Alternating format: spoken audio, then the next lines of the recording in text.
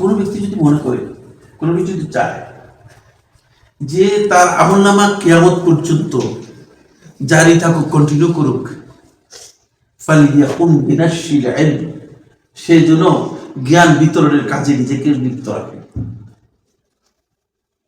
কারণ এটা এমন একটা জিনিস, এটা ধারাবাহিকতা কিয়ামত পর্যন্ত থাকবে। যেদিন এর উঠে যাবে সেদিন স্টপ হবে, এর আগে একেবারে স্টপ হবে না। আর এমন কখন উঠবে? একবারে কিয়ামতের শেষ দিকে উঠবে, কিয়ামতের শেষ দিকে উঠবে।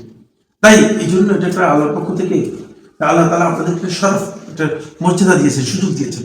এই সুযোগটাকে আপনারা মনে করতে গেলে অত্যন্ত গুরুত্ব দিয়ে কাজে লাগানোর জন্য চেষ্টা করেন, তাহলে আপনারা মানে এর জন্য দুনিয়াতেও অনেক সম্মান পাবেন, অনেক মর্যাদা পাবেন। আলহামদুলিল্লাহ, মর্যাদার কোনো অভাব হবে না, মর্যাদার কোনো অভাব হবে না।